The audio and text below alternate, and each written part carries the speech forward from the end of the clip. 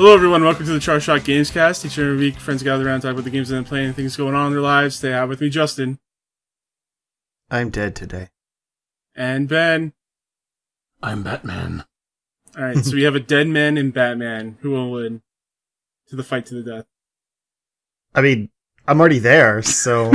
So you win! Yeah. You can't kill someone that's already dead. That's how you win. I mean, you could. Plus, Batman doesn't kill. Yes, he does. Yes, he does. He's murdered a lot in his life. He just doesn't acknowledge it. People ignore that aspect of Batman. It's that whole idea of, I'm not going to kill you. I'm just not going to save you. Save you. It's like, what? Bruce, please. So let's start. Justin, what have you been up to? What have I been up to? I haven't been here in a few weeks, so I'm just gonna try to touch on the highlights. Last weekend I had a friend over, pandemic safe hangout. I have a sectional, we were on opposite ends, it's fine. And plus I haven't left the house, so he knew I was safe. And yeah, we played a bunch of stuff, a few things that I either hadn't played before, like the new Kirby game. What's it called? Friendstar or something? Sure, that sounds like a Kirby game. Yeah, something like that. And it was fun. Like, I'm always kind of a sucker for Kirby, even though they're extremely easy. But I do like the multiplayer focused gimmick of that game. Because it kind of wants you to always have 4 people at your disposal, even if they're computers. Mm-hmm. And you've got all the different past characters from random Kirby games that you can summon, and they have their own power sets and that kind of thing. And you can combine powers together. Usually it's an element with a weapon of some kind, so you can have a water sword or a fire whip or things like that. So it's not quite the the Kirby 64 combination system, but it's pretty cool. But I can't justify paying full price for a Kirby game anymore. There's just not enough there. But it's fun. I liked it. It was cool to play with him. And we also did some more Super Mario Party, which just reminded me how shafted that game was. It's so good. No DLC boards. Yeah, Nintendo just dropped it. They didn't even care. But we also got some trash minigames in our matches. So that wasn't very fun. All of the minigames are trash minigames. No, there's some good ones in that one. But it's hit or miss for sure. But it was kind of funny playing with Brooke because she had never played this one before. And so she just kept getting mad at the randomness, and our computer play was Diddy. So she was getting really upset at his visible butt. So, always a good time playing games with her. The rare times we actually get to. And then Saturday night, we did a stream of Donkey Kong Country. Because it was just added to the SNES Online service. And I played it, but I've never beaten it, and I never played a lot of it. Because I didn't like it as much as the others. And even still, it feels pretty basic in comparison. For sure. But, he had actually just beaten it. He speedruns that game, basically. And he had just beaten it a few days ago, just to kind of, remind himself of the nostalgia and stuff. So I was like, whatever, you can carry me. I'll just be Diddy. It'll be fine. So we went through a lot of that, and it was kind of nice because I didn't have to really focus that much because, the second player only comes in when the first player dies. So I was just kind of screwing around most of the time, and it was a lot of fun. I don't remember the end of it, but it was really fun. How did y'all... I didn't watch it, but how did y'all do on Snow Barrel Blast? Did y'all die a lot? What is that one? That's in the Frozen, where it's... you can't... at certain points in the stage, the visibility gets cut down to crazy... you can't see anything. You're in a blizzard. Bottom splits everywhere. Wasp. AKA the stage where either you're gonna beat the game or the game's gonna beat you. Is it at the end? It's like the final. It's not the end. No. It's Okay, like because we didn't like- beat it. oh, I thought you might have gotten at least the snow barrel blast. Usually that's where like that's the cutoff point because the game is relatively easy, Mm-hmm. and then you get the snow barrel, the ice world, specifically snow barrel blast because that's when the game starts kicking you in the nuts.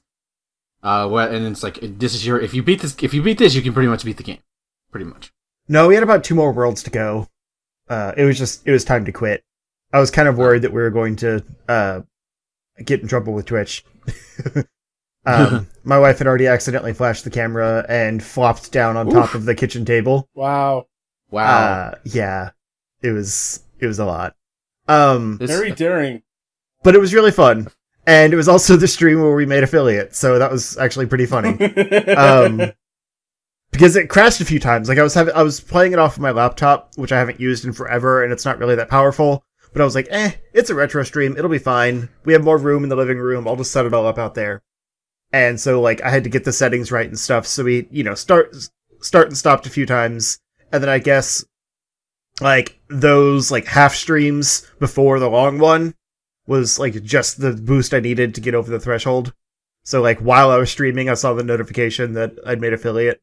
So that's why I'll get to it, but I had to do a drunk stream to celebrate because it was fitting. But yeah, so that was exciting. It was a really fun night. I'm trying to go through the VOD and pull out like some highlights and stuff for the channel. And then I'm probably going to cut together like a highlight reel for YouTube. I just haven't had time. Yay. But yeah. So we played a bunch of stuff together, and then this week hasn't been a lot. I was working on another underrated games video that I put out yesterday. So that was a lot of my week. But some of my friends wanted to play Star Wars: The Old Republic together. Okay. Because one of them just got his PhD, and so like he actually has free time now and wants to play stuff again. So he's like, "What's something we can all play? Like that's pretty easy and whatever." So I've been grinding out that a little bit. We're doing a Sith run, so I'm just trying to get through some of the tutorial stuff so we can actually play together. But yeah, the game's fun.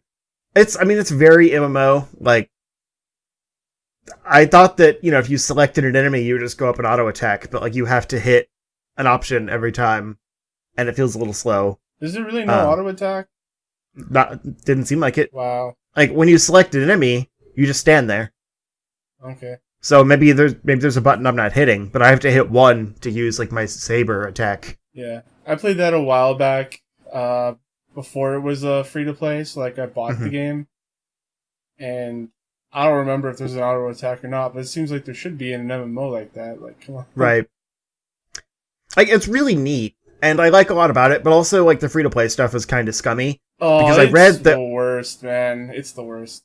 Well, yeah, I mean, like, there's some obvious stuff, like, late game content is, money gated and stuff like that. I get that.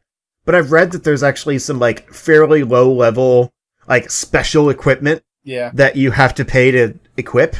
Yeah. Which seems silly. And one thing that bothered me was they randomly money gated the, like, toggling your headgear visibility behind subscribers. So, like, I have this, like, just because, it's armor, like, I have this like, piloting helmet that I got, like, as a thank you for playing gift. Yeah. And it's not terrible, but I like my character a lot. Like, I like the way she looks. And this helmet, like, the way their mouths move, like, the chin strap of it just flops all over the place when they're talking. And so it's like, I want to take it off, but it's not worth subscribing to the game for. No, like, I don't even know how much I'm going to play it yet. Yeah. So it's like little things like that. The worst offender for me was that I bought this game at launch, so I played it. And then I came back to it when it went free to play, and the races I had access to, I no longer had access to them. And so I didn't have access to, like, my main character. That's not okay. No, it's not. Like, you already made the character. Yeah. It was really... They should just have it be like you can't make any new ones or whatever, but your character still exists as a legacy. Yeah, it's...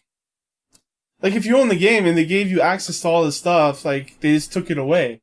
Like they took away content from you that, and it's a race too. It's not like it's a dungeon or like something that's not played. It's like a full on thing. Yeah. Yeah. It's pretty scummy. It's very noticeable where the free to play stuff comes in. That's where that's I a little stopped. upsetting, but like, it's a fun game. Yeah.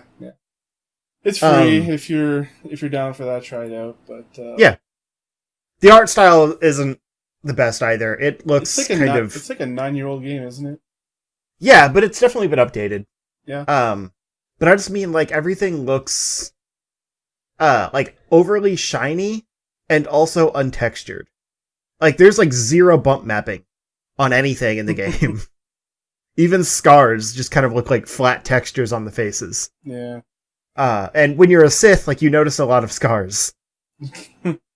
But anyway, aside from that, today I spent a substantial amount of time playing Carrion. The new like kind of like Metroidvania monster type game. That Devolver released... Digital's annual, here's the indie game that's going to capture you for the year. Yeah, and it's really good. Okay, that's good to know. Like, it's on Game Pass, so of course I was going to try it. But I wanted something new to talk about today, so here we are.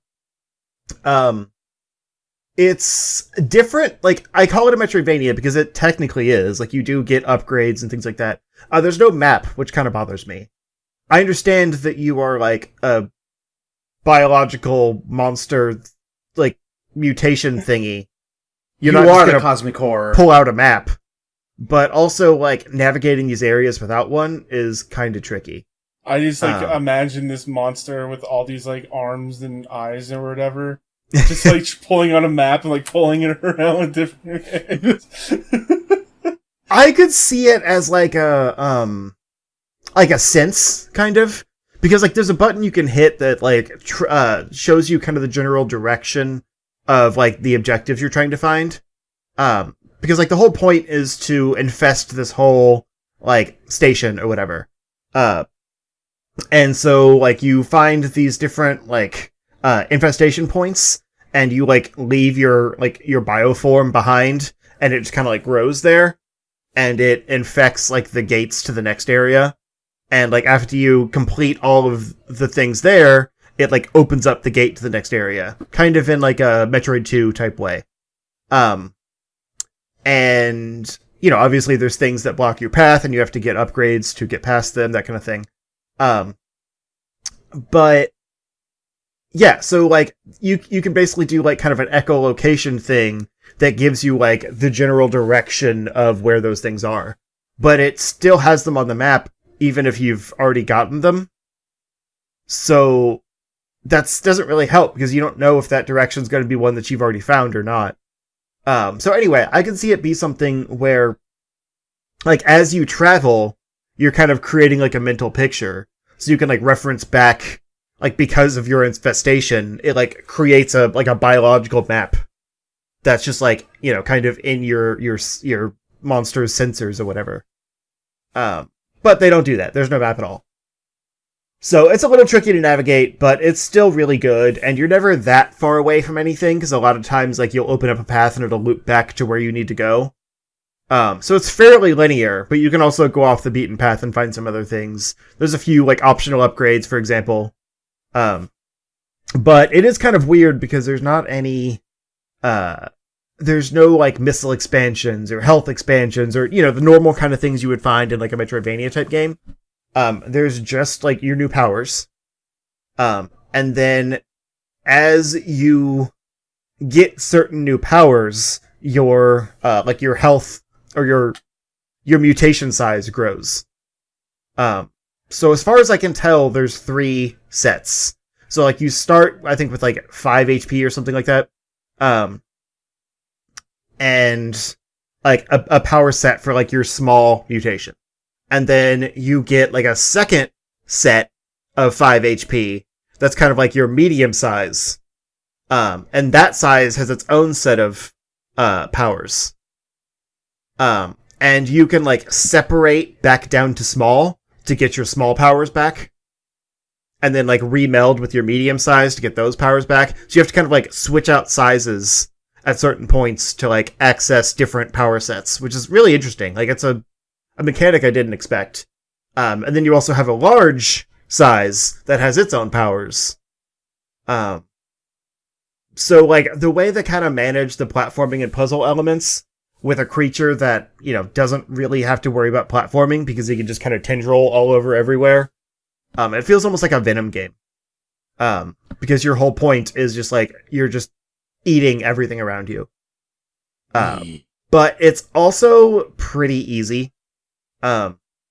Because the only thing that hurts you are the enemies. But they're fairly easy to take out. You have to kind of be stealthy about it, like creep around a corner and snatch them up, or like, you know, grab a grate above them and drop it and knock them over and then eat them or whatever. But it's never terribly challenging, despite a few different enemy types that mix things up, like ones with shields in the front, so you have to get them from behind, that kind of thing. Because the way you like heal yourself is you eat things. So every enemy you kill, you get health back. So there's never really that much threat of death, because the only things that hurt you are also the things that heal you. But there are some enemies with flamethrowers, and they're tricky. Because you keep burning until you find water. And that can be pretty tough. But yeah, there's some interesting stuff here. Like, there's a few parts where you can play as a human, which kind of slow the game down, I'll admit. But I don't want to spoil too much about the actual powers and stuff you get, but they are all really cool kind of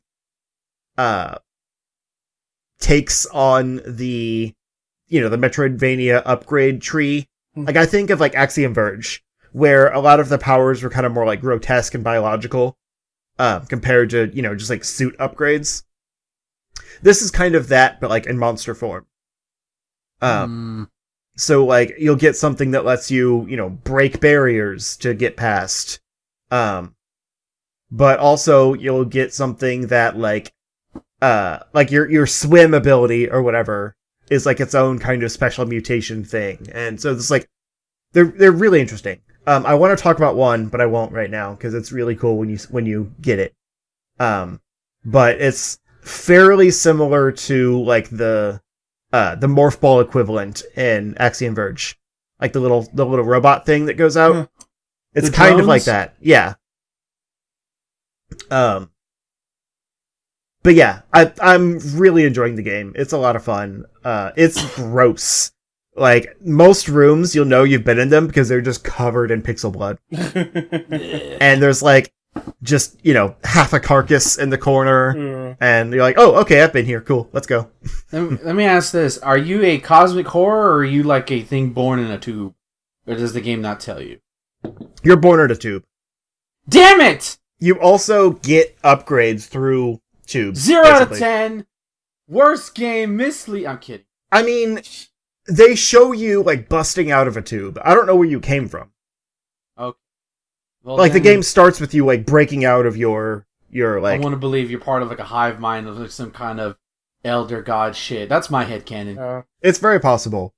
But like this game does the atmospheric storytelling really well, because obviously your main character doesn't talk or anything.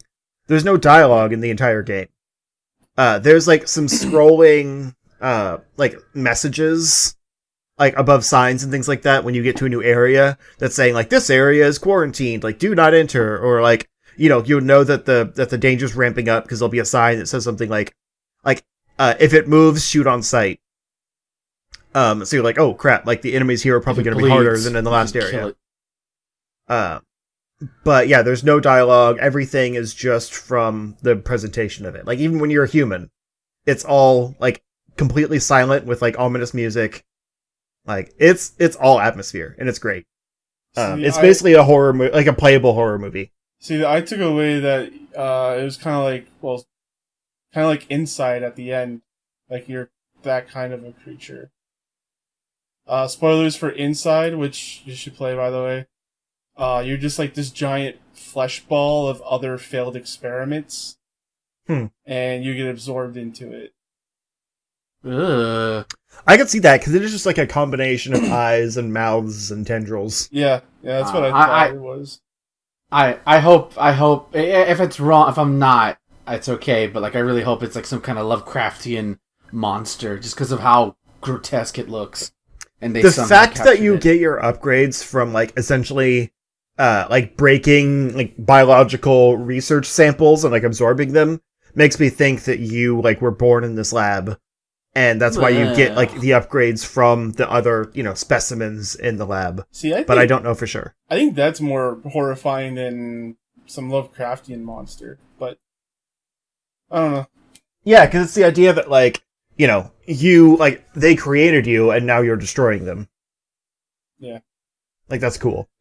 But, yeah, I will say the game isn't necessarily for the faint of heart. Like, it's a pixel, side-scroller game. But also, there's some gross horror moments in it. Even just like the opening title screen, it like explodes out and then, yeah. But it's great. It's probably going to be in my game of the year list. Like, it's really good. And then finally, yesterday, Thursday, my normal stream day, me and Thomas started a co-op playthrough of the first Halo game. Because I just wasn't feeling Tales of Zestiria as a stream. Still love the game, just didn't want to play a 40-hour RPG on stream for the foreseeable future. So we switched to Halo, and as a Twitch affiliate celebration, I decided to have the stupid idea of drinking for bit donations, subscribers, and deaths. Because we were playing on easy, so I figured there wouldn't be that much of that. I should have something else to make people make me drink. It was rough. I think within, like, the problem is everyone's, like, front-loaded it. Because like, oh, the stream's up, here, money. Right. So it was like 5 or 6 shots in the first 20 minutes, maybe? You also died, like, 5 times in the first 20 minutes. A few of them were flukes. I'll just say 2 that, times, not 5. Seemed like glitches.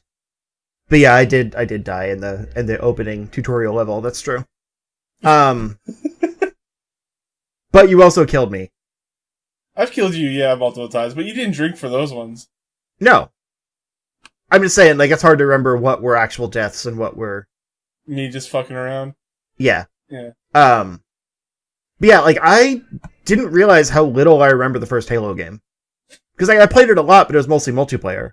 So the campaign was pretty new to me. Yeah. I think you'll remember more of, like, the half-end stuff. Because you said you liked the library, and then, like, pretty much from there, everything is going to be iconic, pretty much. Yeah. Well, like that, I think it was the last mission we did. The last mission I remember us doing. I said, like, I think I remember this area. Yeah. And part of it is the anniversary, like, the new graphics are drastically different, like, more so than I realized. Yeah. Before toggling. Yeah. So, like, sometimes I would toggle and be like, oh, okay, now I remember this area. Mm-hmm. Just because, like, I only played it on Xbox, like, back in the day. When you switched to those OG graphics, I went, ew, God, turn it back. I know. It's kind of cool to see, though. I like it. Like, it's probably just nostalgia feeling, but it feels a lot smoother, you know? Yeah. I thought you switched to PUBG for a moment. Oh. Bring that back, jeez. I went there, player unknown, fight me. I keep forgetting that game exists. But then again, so does everyone else. Everybody has. Yeah. Fortnite won that war. Only Americans have. So, yeah, our plan is to continue, like, all of the Halo games. Theoretically leading into Infinite. We'll see. I mean, if it's holiday, I figure we get through 5 Halo games, it'll probably be holiday time. You know. Yeah. A few hours a week. July. We could probably finish off the 5 Halo games by the time end of September, maybe. Yeah. We'll see. But they're not all going to be, like, heavy drink celebration streams. I kind of realized after the fact that probably wasn't a great idea. Yeah, because he knows I'm going to just throw the bits. Right. Throw the bits. Like, I want to have the ongoing, like, drink for a new subscriber, just kind of as, like, a, hey, thanks, like, cheers to you type thing. Yeah. But I think the others probably won't be there. Maybe, like, because monetarily it's equivalent, maybe 500 bits. But Yeah. we'll see. I haven't decided yet. I don't want to make the stream all about drinking. Especially since I won't remember the game then. Right. Yeah, I don't feel like having an intervention. Like, we gotta talk. Right. Yeah. But it was a lot You're of fun. playing- Like we had a really good time. A lot of people came out. It was super cool. Yeah, it's a special occasion, you know? Yeah. Yeah. Like I was very impressed with how the stream went last night, even though I had to bail my wife out of the bathroom a few times. Twice on stream. That was hilarious. Yeah. I was joking with her earlier about how, like, I was the one that took like 12 shots and she was still the one that got locked in the bathroom.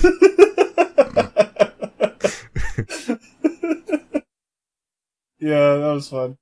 Yeah, it's pretty good. But I think that's pretty much it. I can't think of anything else offhand, at least. I didn't do Spider-Man this week because I got caught up, with birthday stuff for her. So, and I don't remember when the Avengers beta goes live. I was gonna do that, like, instead. I think it's in first or second week of August. Yeah. Because August is next week. But I don't think it's that first, like, I don't think it's the second. It's not really a week of August next week. Like, it's Saturday it is, but that doesn't... Yeah, I think the beta starts on the 8th.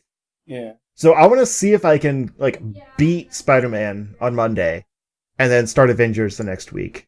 Alright. That's my goal. Because I'm really excited for that game. But I still need to pre-order it. Yeah, do that. Get it on PS4. Also, we played a little bit of Smash over the weekend, and I finally tried out Byleth, because I realized, like, he didn't have a new character, Midman, and I didn't either, so I didn't get to try her, but I realized I'd never tried Byleth. I actually like them a lot. Like, that's a cool character. Yeah, despite what people say about Fire Emblem, like, that's a cool, unique character. Yeah. But that's all I got. Yeah, she's fun. Yeah. Ben. So, just Curse of the Moon. I know I bitched about it last week, but it's easily one of my games of the year. It's hard. It's punishingly hard, but I like it a lot. I like the challenge. It feels good when I overcome a challenge. I'm almost at the end of episode 2. I'm getting the bad ending because, spoiler alert, if you get the bad ending, you get the episode 3 immediately, versus if you get the good ending, you have to replay episode 2 to get the yeah, it's stupid. But yeah, that game is great, and you should all buy it. It's awesome. I'm probably gonna take a break from it for a little bit, just because my balls can only take so much punishment. But definitely contending right there with Streets of Rage for Game of the Year this year so far. As for what I've mostly been playing this week, is Batman. It's Batman Arkham Origins. So I beat it. I beat the story. And this is gonna sound sacrilegious as fuck, but I don't give a shit because it's all opinion, and I'm not saying. All right, I need to say this first. Arkham City is the better game from every perspective, from narrative perspective, from a polished perspective, from a combat perspective. But are you listening? But Origins is my favorite Arkham game. Yeah. What? How dare you get off the podcast? Yeah. I know some people who get like mad at this game hate this game for stupidest fucking reason. Yeah, but like, it's fun. I like it. Like it has its problems. I've ran into them, like bad enemy clippings, animation's not working. Nothing like big, but definitely I never ran into that problem playing City. So the polish isn't all the way there, but I think I like this one the most because it has the most fun, unique boss battles in the game, especially when it starts off with Deathstroke, which is basically a fighting game mode where you have to read his moves and see when he's open, and that's really, really fun. Especially the final battle with Bane, which is a stealth mission that you have to like ram him into electrical walls, which is really, really cool. But also, because this is the first Arkham game where you're like, okay, yes, City was technically in Gotham, But because you had the prison walls up and every like thing had like it looked desolate, you were in a prison. Here in Origins, because it's early in Batman's career, I actually feel like I'm Batman in Gotham City patrolling on Christmas Eve. And like you go around and you hear calls over the radio of like crimes and you go beat up thugs. It just makes me feel like I'm Batman. And the voice actor for Batman, I think it's really good. Yeah, he's not Kevin Conroy. It's Troy Baker. But I think it's the same.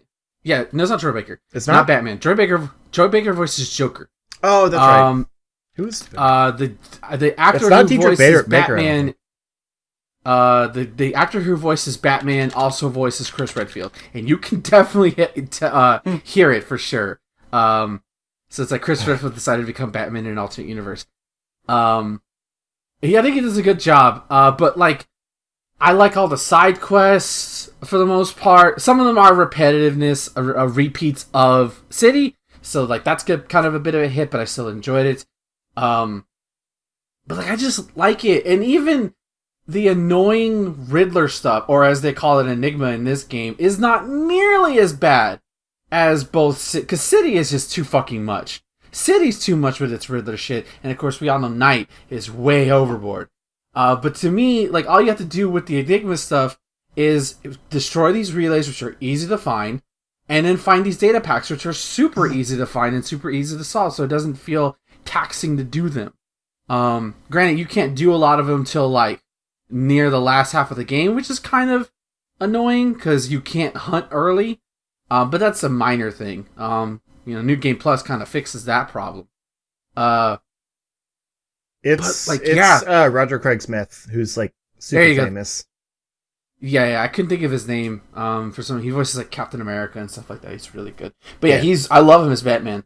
But like, and also like and what I liked about it is that it didn't like while it had the same locale as Arkham City. Granted, it added a new map or a new area that you couldn't explore in City. None of the interior stuff, like the locations, were the same. So like it changed it all. Like my favorite one, like is sneaking into the Gotham City Police Department and knocking out cops because that's fun. Or like going into the Gotham City Bank or stuff like that. Also, the fact that, like, I don't know if this is on purpose or not, but I feel like they were heavily inspired by Batman Returns, because that movie is basically a Christmas movie. And, like, yeah, it's in Christmas, so there's snow everywhere. It's a blizzard, so that's why there's nobody out in the streets. But, like, you have Christmas lights everywhere. You kind of see Santa decorations in the popular parts of Gotham. But then, like, in the music, like, you'll hear, like, the soundtrack seems very similar to Returns, like, in the sense. I'll find myself just standing on rooftops, just overlooking the city, and just be like, "I'm Batman." But and I wish I recorded it because I did have a laughing fit, and this is the last thing I'm going to say about it. I had a laughing fit because when you play it when you're in the Mad Hatter section, the perspective changes from a 3D to like a 2D perspective, and I was doing this thing. Like, I was trying to get these batarangs to come out. I couldn't remember. So, if you press RT, if you hold it down, that allows Batman to crawl. I accidentally tapped it thinking, okay, that's how the batarangs come out. It's left trigger. But then I noticed, wait, hold on. Tap it again. And Batman kind of like crouches, but then gets up. I'm like, wait a minute. I can't do it. So I basically had Batman teabagging for like 5 minutes. And I just set the controller down. Just could not stop laughing. Such a child. I might just... Yeah, I would never teabag in a video game. Yeah, I never did as a kid, honestly. So what I want to do is I want to just clip it from like use the game bar and just me teabagging on a random thug and just upload it to Twitter or a Gotham City police officer, because fuck those guys. But yeah, I couldn't stop laughing. But yeah, I love Arkham Origins. I kind of want to get the DLC so I can see the Mr. Freeze stuff. I don't care about the skins because I think the skin's kind of stuck in the game. Plus, I really like the Batsuit in this one. The only thing I hate is now that I've beaten the game, Batman's cape is all in tatters because of all the gunfighting. I'm like, come on, man! It doesn't look as good. So that made me want to buy one of those skins just so I can have a clean cape. But yeah, I love Arkham Origins, and I feel like people who may have skipped it because it's not Origins, or it's not connected to the story. Like, it doesn't matter. It's a Batman game, and it feels good to play. It's definitely, I'll say this, it's better than Night. I think it's better than Night. Same. That's not saying much. But I think it's a lot better than Night. Yep. I do like the Christmassy stuff. Like, atmospherically, it's great. Yeah. Yeah, because the one down though I'll put on City is like, it's kind of drab. Like, it's Gotham, but like it's not interesting to look at versus Origins. Just having the snow and the Christmas lighting, that's just enough. Like, it does it enough. City felt like such a backtrack from Asylum to me. I don't know. Like, Night has its issues, but at least it tried to do something new. Even though it kind of also doubled down on the stuff that City did wrong. Yeah. But I still love City. But, like, I think in terms of preferences, because I think City has a stronger narrative, and the combat system feels much more good to it. Because there's sometimes where, like, I swear I hit the counter button, it just doesn't work in Origins. So, like I said, there's some polishing issues, but, like, just everything else, like, it's just a preference thing. Yeah. For why I like Origins. I will say that, like, I mean, Origins isn't not canon, because there's specifically a part in Night when I think Firefly attacks. Yeah, and he called, yeah, says something about, like, I thought I took care of you, or something like that. And, like, that was a reference to, like, him being in Origins, and I'm pretty sure it's the same voice actor and everything. Yeah. I don't remember that much, at least. I don't even remember Firefly being in Night, honestly. Then again, I don't remember a lot of Night. I just played that in Night. Oh, okay. But yeah, so, like, there's references. Like, they notice when... Because that's the thing, is, like, Origins used a lot of characters that hadn't been in it yet, or at least being a prequel, they didn't have to worry about continuity. But future games that bring in those characters have to worry about the continuity that Origins created. Right. Yeah, they hinted Suicide Squad, oddly enough. Which is, like, I don't know if y'all remember that, but, like, one of the sayings is, because you fight Deathstroke, obviously, and Amanda Waller literally comes into Deathstroke's cells, like, I got a job for you. I'm like, whoa, they're teasing Suicide Squad here? Well, remember, like, the thing that Rocksteady was supposed to be working on was a Suicide Squad game, and then it got canceled. Right, I just didn't because, see, I played Origins before on the PS3, buy on PC, it runs much better. But, like, I don't remember that at all. Like, I just, may have been so long since I played it. I think it was about 5-6 years ago when I played it. So I just don't remember it. But and then there's, like, a Captain Boomerang reference. One last thing I'll say I love about the game is the detective mode stuff, because, like, there's certain either main story quests or side quests or like not jobs, but side quests you can do where, like, you have to put a crime scene together, and it allows you to replay the crime using the Batvision. I just thought that was so cool. Like, it felt like it's such a natural evolution of what you were doing before, like when you would examine a body in City and you kind of just hover it, and then, but here you reround the whole crime trying to find out where. Now, it was never complicated. Was that not in but it was City? so No, you would just, like, highlight a thing, and Batman would be like, "Oh, he appears to have this wound," or something like that. You know, his name is this, and it wouldn't show you the whole crime like Origins would. Yeah, they put that in Night, too. It was a good feature. Yeah, it's a really good feature. Oh, which one was the one that was, like, hunting down Deadshot? That was Origins. Both have Deadshot. Okay. But City and Origins have Deadshot. Okay, I just remember liking that part where it's, like, you're figuring out where the bullet came from. Yeah, that's Origins, because there's a point where, like, there's a helicopter, and, like, all of a sudden it gets taken out, and Batman has to trace it, and he goes, "Oh, it must be Deadshot." Yeah. So yeah, people shit on that game for no reason. Yeah, they shit on Nightmare. Shit on Nightmare, because that one is bloated for no fucking reason other than bloatiness. Yep. But the last thing I played, because I'm not going to talk about Paper Mario Origami King because I didn't play enough of it to judge anything. What? Although I liked the writing in the first little bit I played. Is Pokemon Shield, Isle of Armor stuff. You gonna I'm talk back about at what it you again. learned? Yeah, I'm going to talk about what I learned. So, go to the Isle of Armor, which, by the way, I have Shield, so I have the Psychic Gym Leader, or the Psychic Training Gym Leader, and I read on a Twitter post that, like, I was like, it's kind of quirky, and then I read his voice. Somebody, I guess, like, put the voice actor for James from the cartoon over his wording or something. I'm like, oh my god, it's totally him. Like, it's just how goofy he is, and I'm like, I love this character just because I hear this guy's voice, even though he's never voiced him before. I thought that was a girl until they used his pronoun, and I felt really bad. No, okay, no. But yeah, the Isle of Armor stuff is, God, just walking around it and seeing Pokemon like in the wild. You know, just like some of them stare. My favorite is when like the big ones like just look at you and they taunt at you. I'm like, you gonna do something, punk? I'm like, no, I'm gonna go over here. Or like you're in the beach and like Sharpie, you can just see like a stream of water coming towards you, and Sharpie, it's a Sharpie. Like, oh shit, get the fuck out of here. It's all really cool. I have Kushfu, the little bear.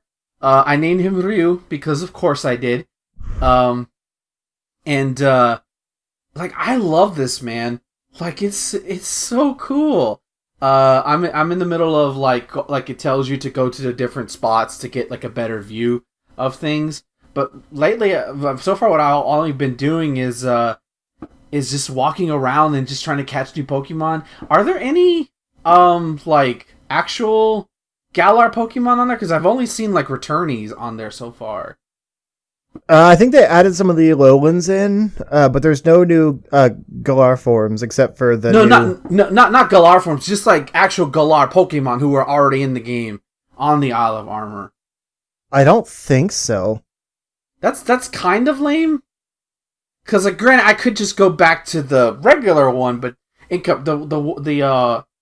the wild area in the Isle of Armor is way better than the wild area in the game. Yeah, but the whole point is all the legacies, so they wanted to make sure to focus on those. Yeah, I might have to just go back. But here's where I'm a dumbass, and I'll end it on this point.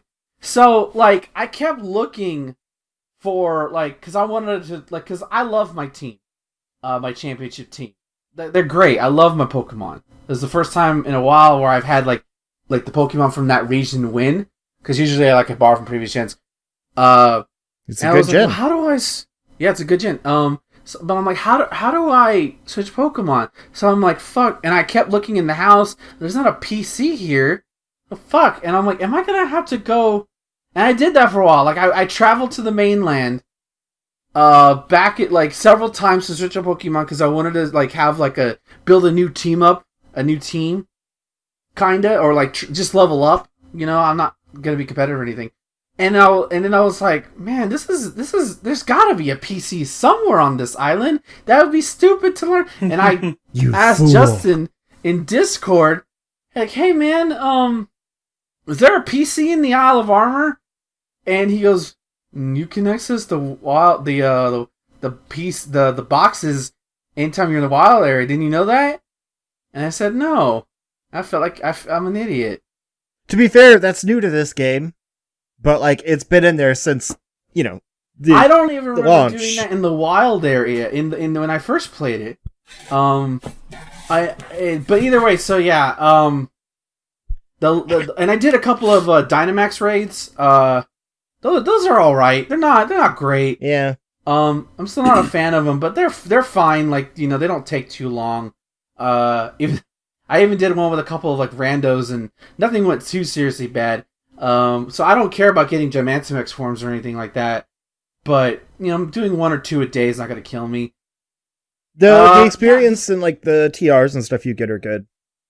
Yeah. That's what I'll do it for. I'll do like 1 or 2 a day, and that way I don't overkill myself with it. But I'm loving this, and it just makes me look forward to the Isle of Tundra even more so.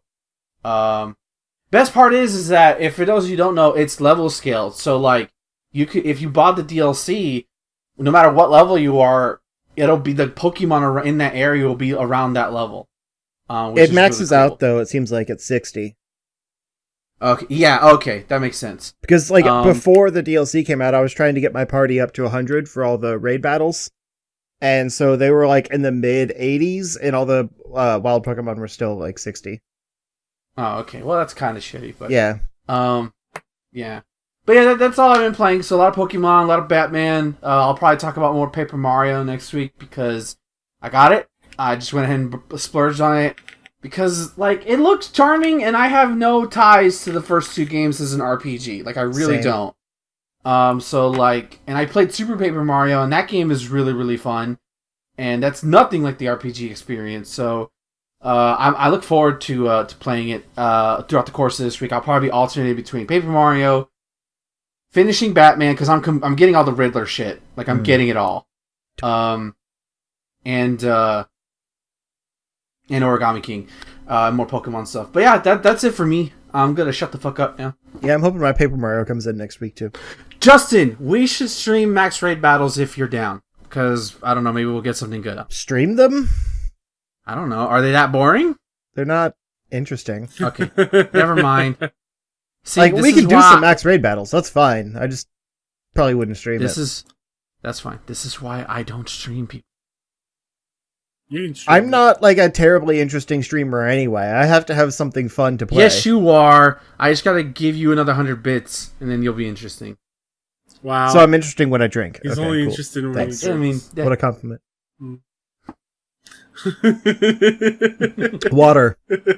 Hey, to be fair, you get my money, so you win in the end. I mean, yeah, that's true. Alright, I have not been playing anything really, other than what has already been spoken. Halo this week, yeah.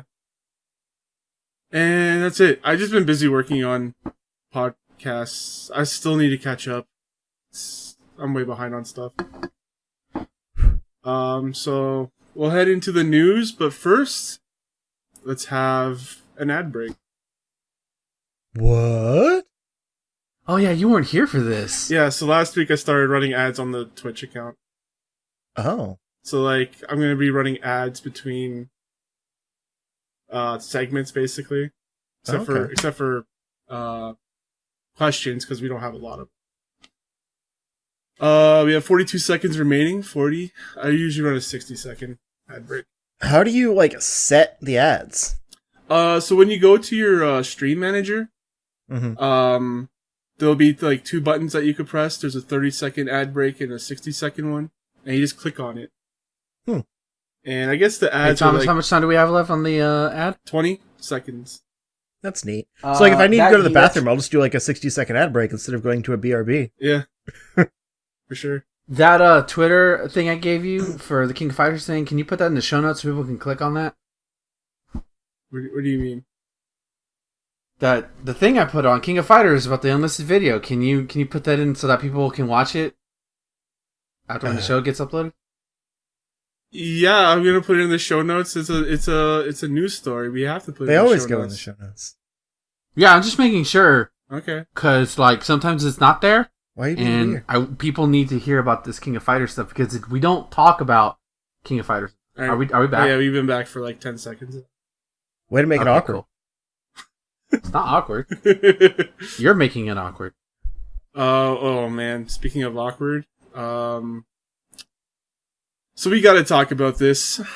Ubisoft family accused of mishandling sexual misconduct claims.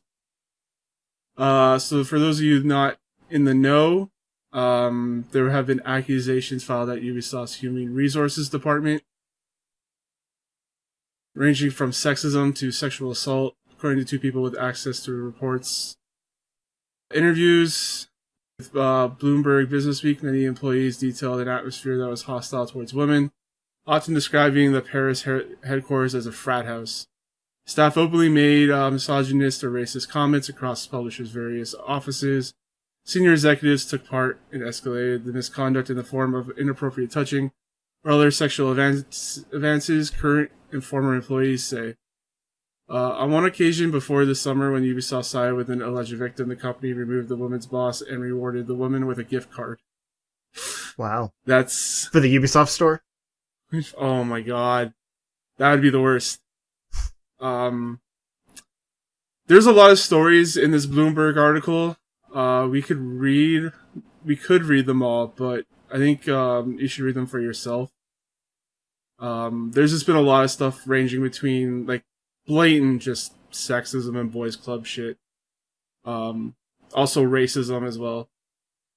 I mean, that doesn't sound at all like Ubisoft, the company known for not thinking women can be effective protagonists in their games and casting like generic white people in Assassin's Creed games taking place all over the world. That's not my Ubisoft. And or the famous one. Yeah, you go ahead. Women are too hard to program. Yep. I was gonna say that one. Yeah, that's what I was referring to with the. Oh, okay. Oh, but I thought you were referring to more of the last two games. Women don't sell. Yeah, like Women Don't Sell. And I thought that was kind of along the same lines. Okay, but this was like way earlier. This was like Assassin's Creed 2 when they said they can't. There's always an excuse for not having playable women in their games. Yeah. That's the point. But and they're only doing it now under like duress with the gender options. Yeah. So the two games they had where you could play as the male or female. I think it was Odyssey and the British one. I can't remember which one. Syndicate. Liberations. Yeah, Syndicate. Yeah. Syndicate. There were a few spinoffs. I have that game. That's true. They basically made forced to have male counterparts in those games. Yeah, and so we were supposed to have Eevee the entire time. Like knowing this, it's clear. It's like it's very blatant now. It's like Syndicate. Like you wanted to be I can't remember her name. Is it Ava? Evie? Is it Evie? Evie? Is it Evie? Yeah, she was obviously I could be the one. She's so much more interesting than her brother too. Yeah. Her brother isn't her brother a whiny asshole? Yeah, he sucks. Yeah, and he has most of the story missions. Yeah, it's terrible. You can play as her as much as you want when it's not required for a specific character, but he has a lot more required missions than she does. Yeah, and then a lot of people like Cassandra over, I can't remember what the guy's name is in Odyssey. Nobody knows what the other guy's is. Nobody What's funny is that I play as him, I don't know his stupid name. Yeah. And now with the new one, it's the same character, you just choose the gender. Yeah, you just so switch it's like, yeah. Alright. It's a step in the, it's a step into into a direction. I guess. I don't you would think like growing like obviously not growing up with me, but like we had Samus and Lara Croft and Chun-Li, like these powerful strong women in video games, right? That people clearly liked, because obviously Lara Croft and Chun-Li for sure, Samus not so much, at least in terms of pop culture, are like icons. But women don't sell? That, I mean, like, that's obviously that sexism bullshit, you know? But, like, you can't back that shit up with logic. When you make them iconic. Okay, I'm sorry, but the Guillemot brothers are terrifying looking. You mean Guillemot? Is that how you say it? Whatever. The point is, Thomas showing his French Canadian there. Like, they all have eyes that look like predators. Oh. What picture are you looking at? It's in this like article. It's further down. Yeah, it's like all of the brothers together, like with champagne or something. Oh, I see why I missed the article. There's no picture attached to it. You gotta turn off your ad. It's terrifying. That's all I'm saying. Yep. They did recently have a conference call, I believe, with their investors, and they said that they're gonna be more proactive about this kind of stuff. Especially like I think Yi has been the one that's talking mostly about this. I actually want to read the thing that he said. I can't find it now though. You guys have anything to say? Are you talking about the dudes on the left, Justin? All of them. Is that the Guillemot? No, they all look like they're all brothers. Wow, they all look. They have the same face, and that face is creepy. You know what they look like? They look like the cast from Mad Men, but like worse. But French, like but French and worse. Yeah, like just lechers, drinkers. Like, I'm not even talking about their looks. Like, I'm not saying they're unattractive or anything. I'm just saying, like, that face. No, that's what I'm saying. They're like how they're looking. Yeah. Yeah. The Mad Men dudes had this look all the time. Yeah. It's that sleazy, like, I can get away with whatever I want look. Yeah. All right. So here's his quote. Ubisoft has fallen short in its obligation to guarantee a safe and inclusive workplace environment for its employees. He said this in his statement on July 12th in Paris, announcing executive departures. This is unacceptable, and toxic behaviors are in direct contrast to values in which I have never compromised and never will. I am committed to implementing profound changes across the company to improve and strengthen our workplace culture. Gamal, he's the middle of the five brother. I think this is, the rest of this is just fluff.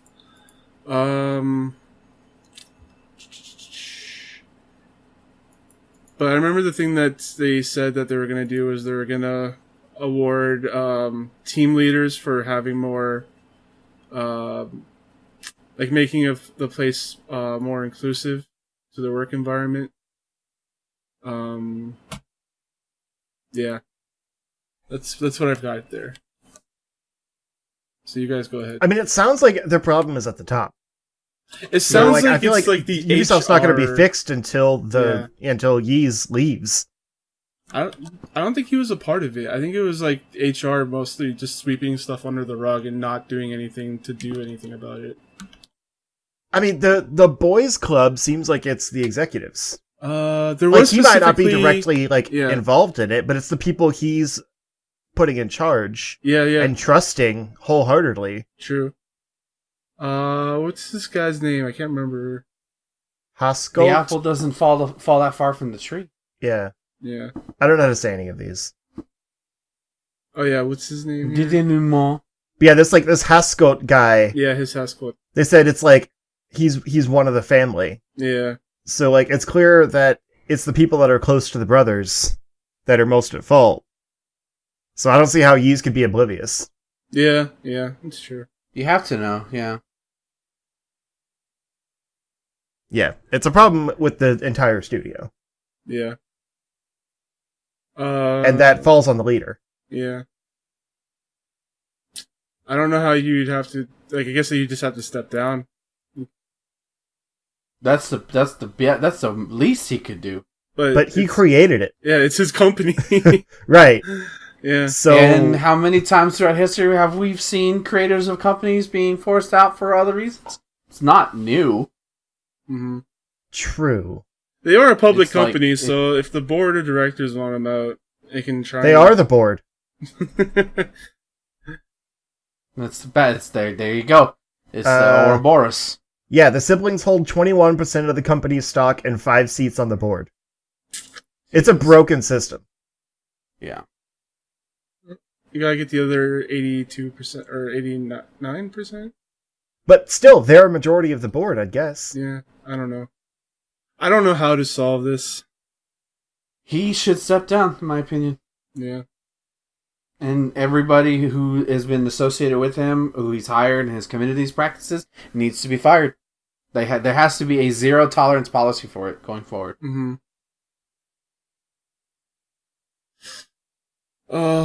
So speaking of things people were not expecting, I don't know. G4 is back, I guess. Yeah, it's kind of unclear. Wait, what's back? G4 TV. What are you talking about? Do you not know what G4 is, or is this a bit? I'm making a joke. Yes, I think it's a bit. Okay. It was a TV show that aired video games in the early 2000s. It was great. Before it was G4, it was something else that was better. I don't remember what it was, though. It showed a lot of episodes of Cops on it. Yeah. Spike TV. No, before that. At least in America, it's Spike. This wasn't always Spike? Are you sure? Pretty sure. I remember it on Spike TV. Like, X-Play was on some other thing that became G4. I thought it was, I don't remember, dude. I don't remember either. Anyway. That was like 20 years ago at this point. I know, it's weird. It's weird because, like, this came up during, like, the Comic-Con at Home stuff that's been going on this week.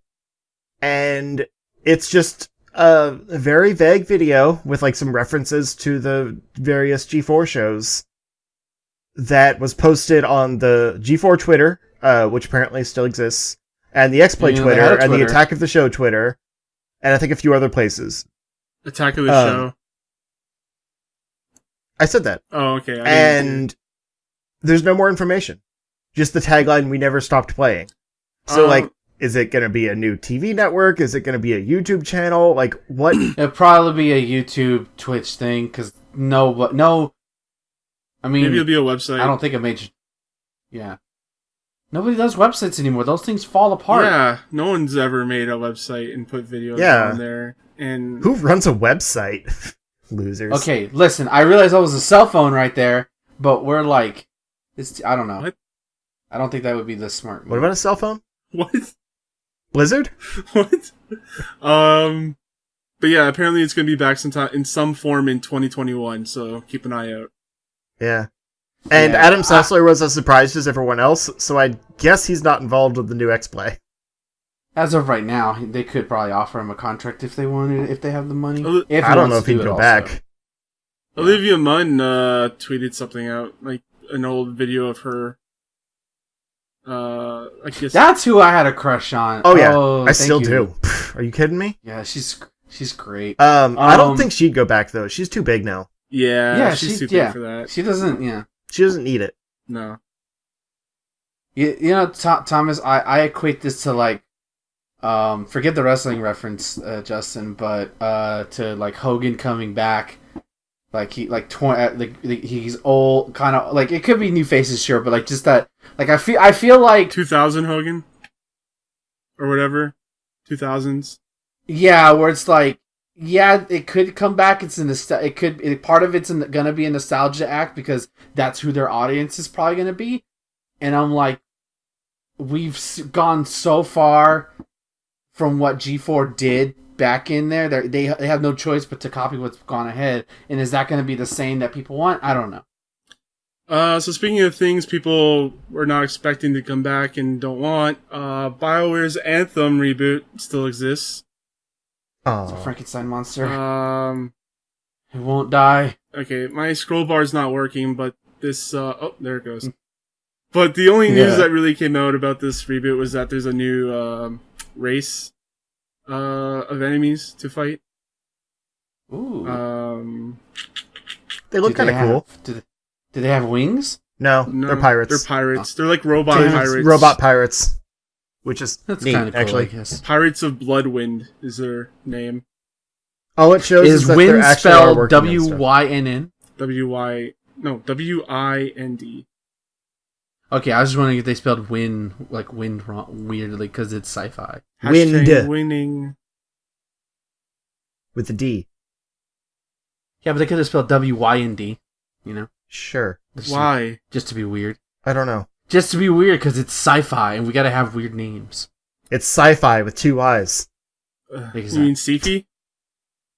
Yes, it's Sifi.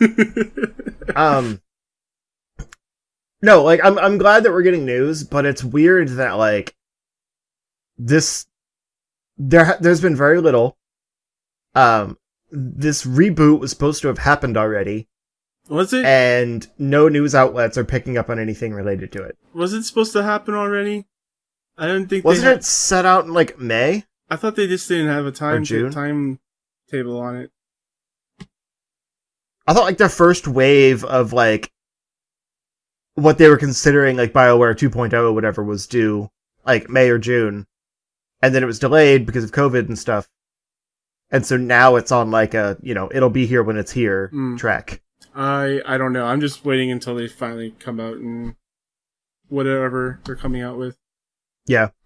I want to like it. Like, I mean, I do like it. I want other people to like it, and I want it to have more to do. Because it feels so empty right now. Yeah. Yeah, I'm waiting for the new content to drop. Like, honestly, like, I liked playing it. I played whatever I played of it, and, like, I got my fill. Mm-hmm. But I'm just waiting for new content for that game, if they're making it. I think a free-to-play reboot would work. Yeah. It's got the infrastructure already to go free-to-play. Yeah, it does. It has, like, the whole, earn your currency to get, like, cool cosmetic shit. Yeah. I think they just need to do a better job with the way combat works, because it's not explained very well in the game. It's good combat, though. Yeah, you just have to kind of figure it out. Yeah, people just have they just have to do a better job of conveying of what is needed. Although that opening tutorial mission is pretty cool. Yep. That kind of takes you through some of that stuff. But probably what they would do is not totally like Destiny, where it's like like cosmetic skins for your guns and stuff, but more have it be more interesting guns rather than just like, here's the same thing but with slightly better stats. Yeah, their loot system was horrible. Like it was. Yeah, it's not good. Yeah, they need to reboot that and have more unique guns or like various gun types, and then the things that you get are like modifiers, kind of like gem slots, you know? Yeah. So like you equip the gun with the bonuses you want and kind of like do a create your own gun system, like a crafting system. And so like they can sell some of those modifiers for their free-to-play model. Yeah. So they're more like consumables. You know, when you use a modifier, it's gone. Yeah. This is the only like real way to follow this Anthem reboot is follow Austin studio director Christian Daly. He just like occasionally tweets things out.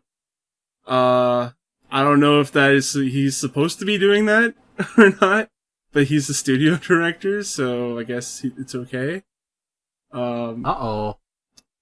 It's just weird that you have like one dude, like the director of the game, just like here's some stuff, and it's not like through official channels or anything, you know. PR person's supposed to do? Yeah, like PR people should be doing that kind of stuff. And I feel like the game director has much more important things to worry about. Yeah. If they're gonna reboot this thing, they need to like do the thing where they're quiet for a while and then like, here's all this new shit, right? Like that's how people do it, and it works. What would be cool is if they copy Final Fantasy's way of doing it, where they literally end the world and you get a whole new world. Yeah, yeah. Like just nuke it all and just start over, new map. Wow, that's a lot to ask for. I would be down for that. Yeah. I mean, it would kind of make sense because it's already like a Cataclysm event. Yeah.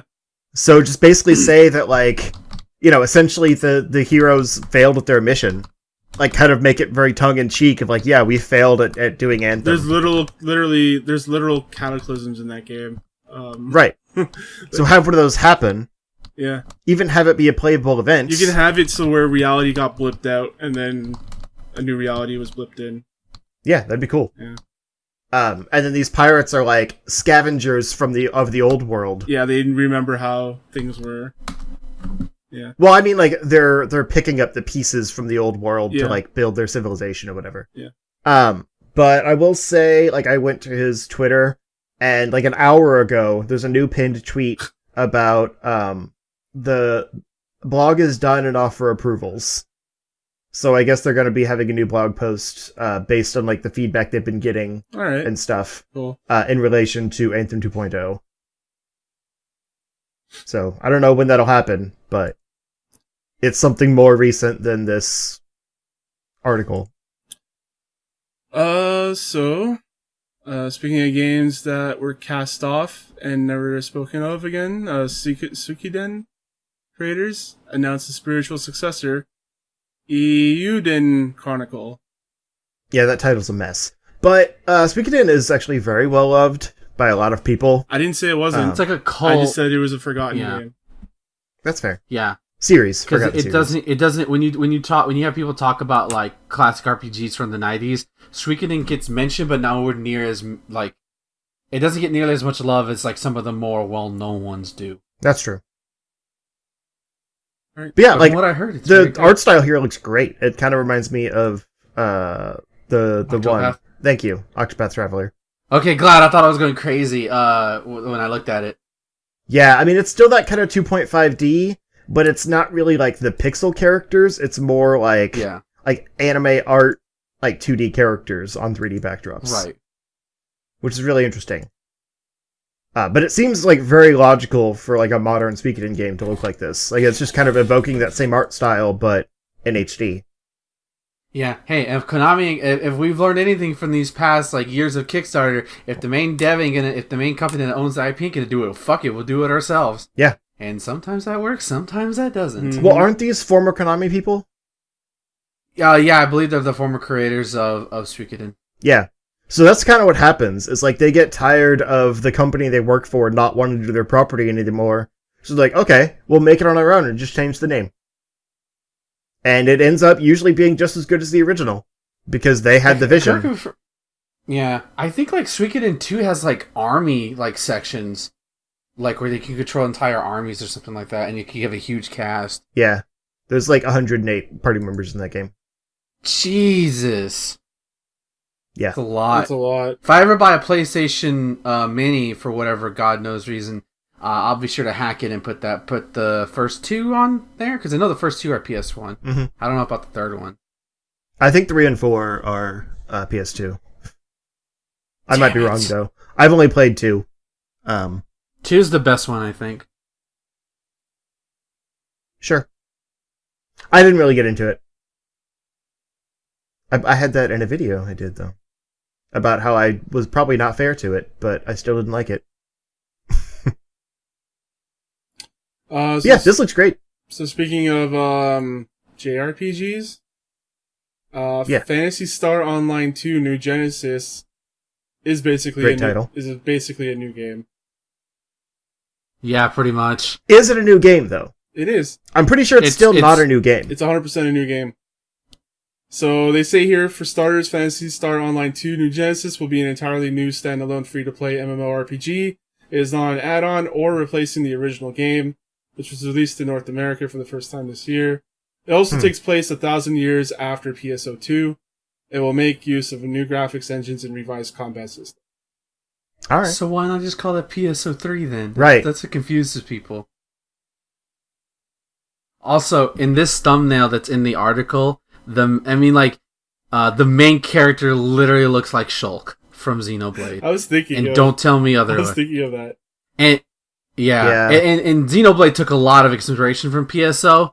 That's not a surprise. In terms of the combat system, so I just found out Shulk? What are you doing here? When I originally saw this trailer for it during the showcase, I thought this was Xenoblade. I'm like, what is Xenoblade doing here? Yeah. I mean, it looks like it's, kind of taking a lot of inspiration from that. Yeah, sure. But, the game looks great. That's why I didn't think it was an really expansion, cool. because it's not possibly made in the same engine. No. But it's also Hell weird no. that, we finally got PSO2 in America, and then now they're putting out this, basically, sequel that they're... Isn't PSO2 free? Yeah. Yeah. Okay, so there you go. Yeah. But, we don't know if this will be free to play also. Well, my thing is that, I didn't pay for this game, but if I like it and then there's this new stuff coming out, I don't mind paying for that one. Fair, It's not but I'm you just saying, double dip it's twice. an MMO, and then now they're like, oh, but don't worry about that one, because here's this new one. Well, true, but, I feel like enough people will still play PSO2 because, there are diehards for that game. I think PSO2 is more So- of we finally did the thing you thought was impossible. Yeah. And by the way, they were making this game the whole time, and now we get to release it here. So New Genesis is due out sometime in 2021. So you still have a year left of playing through PSO2 if you're doing that. That's fair. This is actually kind of cool, though. You can take characters back and forth between PSO2 and New Genesis. So I guess that's why they're not calling it a sequel, because there is kind of some crossover between the two. carryover. So character growth does not carry Yeah. over. This includes levels, EXP skills, photon arts, and techniques. Currency affecting the game economy will not carry over, so this includes Meseta, Fun, and etc. AC and SG are shared between both games. Weapons, units, and mags obtained in PSO2 can be used in PSO2 NGS as well. However, their functions, abilities, and appearances will temporarily change. So, But, it's not like you have to just transfer your character and then lose it. It's you can keep playing both games with the same character. yeah, that's weird. There's it's different growth, it's weird. I just wouldn't do it. It's a new experience. Right. It's special. That to me is weird. I guess, I don't You know. put these people, It's people weird. that play MMOs and stuff like this, you put thousands of hours in your game. If you can Yeah. carry something over to the new game, you might as well do it, right? You get attached just to the look of that character. But it does feel like they're kind of doing a Final Fantasy XIV Realm Reborn thing here, where it's it's the same name, but a totally different game. And with that, your Final Fantasy XIV characters did carry over too, I think. But, everything about them changed. I want to say real quick before we move on, I do like that they managed to fit Genesis in the title. That's nice. Good job, Sega. So let's move into our showcases this week. So we have Nintendo Direct Mini Partner Showcase. And the salt flew onto the earth. Yeah, people were bitter about this, but I thought it was good. Like, we got surprise Cadence of Hyrule DLC, which looks great. I mean, like, there's not a lot to it.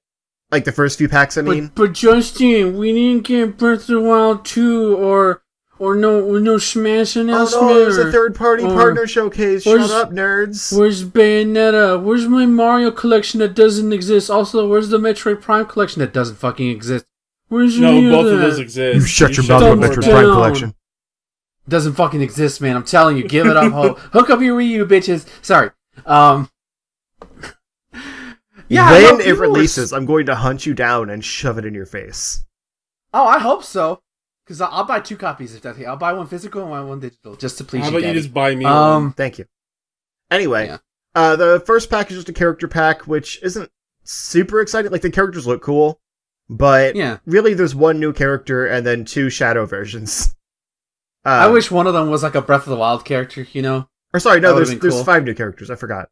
4? Who's Arya? I don't remember. So well researched. Yeah, 5. Okay, that's right. There's one new, like, actual Zelda character, which is Impa, and she seems great. But she's kind of an obvious addition because they already had the spear weapon in the game. So it's just kind of completing that triangle of weapon types. They could have added any of, like, the 4 champions or something, you know, from Breath of the Wild. That would have been cool. Or I think they wanted to keep it neutral, like just Zelda characters in general, not specific game characters. Yeah. Because, like, Impa's in every game, pretty much, yeah. Yeah, and she's more just, like, her general design, almost like kind of the Hyrule Warriors style. She's not from any specific game. Can you play as Ganon in Cadence? No. The 3 characters, like, in the base game are Link, Zelda, and Cadence. The titular character, yeah. Yeah. So these are going to be, like, 5 new ones. But anyway, they seem cool. Like, it's fine. I think they're kind of trying to do the Crypt of the Necrodancer thing, where there's, like, risk-reward for some of these other characters. So I'm sure there'll be more that, like, makes up the playstyles. And that's neat. Second DLC pack is just songs. Like, you can change out the songs on the maps. But it's not new content or anything. It just changes the song that's playing. So that one's kind of lame, but also, like, the songs in this game are great, so I'm glad we're getting more of them. But the last pack is one that has me really hyped, because it's actual, like, new story content, new map, new dungeons, everything. And you play as Skull Kid with the ability to switch out masks to do different abilities and stuff. Like, he looks like he's going to play really well. And, like, it's weird, but, like, the story in that game is one of my favorite parts of it. I didn't expect it to even have a cool story. Much less be, like, a fully featured Zelda game that also happens to be a Crypt of the Necrodancer spinoff. So, I'm really curious what they're going to do with the Skull Kid stuff. And they're also doing a physical release of it on October 23rd with all of the DLC combined. So that's cool, too. And then we got... what is this game called? Like Rogue something? Rogue Company, I think. Rogue Company, yeah, they're kind of free to play first person shooter kind of thing. It looks I'm not. It looks fine. It's from Hi-Res Studios. They do good work, but I mean it kind of looks like they're trying to do like a Watch Dogs Battle Royale. It's cool. I'm sure it'll have a fan base just like Ninjala and things like that do, but it's not interesting to me. Then we got a weird wrestling game that was like more gimmick than gameplay. And these characters look disgusting. 2K Battlegrounds. Yeah. It looked disgusting when they first showed it. Yeah. I don't know. It felt like they just wanted to show off the wrestlers they got to be in this ad. That's true. Yeah, a little bit. Yeah. That was the part that kind of made me cringe. Like, that was really the only one. That was technically the only I would say the only, like, I don't care. But then they ended it with a pair of hype in a full remaster, like HD, well, really remake more than anything. Remake of Shin Megami Tensei 3. Nocturne, is that what it was called? It was a GameCube game that they're bringing back. And then they followed that up with the finally the proper reveal of Shin Megami Tensei 5, which was, I think, a trailer from like the Switch launch. I don't was it the launch? I don't even remember it was launch. It was like back in like 2017 or whatever when we first saw the Switch. And there was like a brief just like cinematic trailer for something Shin Megami related, and that was it. And I was making a joke over the weekend with my friend about like, hey, remember that Shin Megami game that we were supposed to get around launch? And then like literally not even a week later they showed off the game, and it's coming next year, I think, right? 2021 is a slated date. No firm release date, but it just says 2021. Right. So, like, that's all pretty surprising, because there hasn't been anything new SMT in a long time. And I think this, like, unlike Persona, I think this would sit with me more. Because it doesn't have all the, like, social gimmicks. Stuff. Yeah. Yeah, this is pretty, like, from what I understand about Shin Megami Tensei is that as the main series, it's pretty much like your hardcore, typical straight through RPG stuff. Right. There's no, like, life versus sim. Persona. There's no, like, sim part of it. Yeah. I don't think so. That's what the Persona series is for. Okay. Yeah, so that excites me. But yeah, I thought it was a solid showing. Like, sure, it was short. It was 8 minutes. But they actually put a lot of hype in that 8 minutes. Short. And they said there's going to be more of these, too. So it's like, it's still not going to be first-party stuff, but there will be more partner showcases. So they're all probably going to be, like, 5 to 15 minutes, maybe. But that's the kind of stuff that gets you hyped, really. I think. I wasn't hyped for Shin Megami Tensei, but, like, I was like, huh. Yeah, that's like, that's neat. That came out of nowhere for me. I was like, whoa. It's cool. Well, I just mean, like, Nintendo stuff are the known properties. Like, we know New Mario is coming. We don't know what it is, but we know it's coming. We know Zelda. We know Metroid, hopefully. Well, I mean, 4, yes. 4. Yeah. Prime Trilogy does not exist. That game does not exist. It's good. This is going to be a Final Fantasy VII Remake situation where you insist it doesn't exist, and then they finally show it, and it comes out, like, in a few months. I hope so. I would like to be wrong, but until then, I'm going to say they have it in a glass case that says "break in case of emergency." Yeah. Which, I mean, we're kind of there. Like, this is the emergency. Break it. Give it. I need it. But you and I, Justin, you and I typically complain about Nintendo assholes. Typically, whenever they whine, but I feel like this was like the whining in this one was particularly so unwarranted. Like, chill, dudes. Like, relax. What did you expect? Clearly everything. I don't understand. Yeah, it's ridiculous. There's a shit ton of games on Switch already. Go play those. You probably haven't played yet. Alright, let's talk about the other showcase of the week. The Xbox showcase. We started off with Halo. Which is good. They needed to. Like, it's been so long of not seeing anything. They couldn't have, like, ended it with a quick trailer or anything. They needed to come out guns blazing, literally. Yeah, and I can't make my Battle Royale joke anymore. Yeah.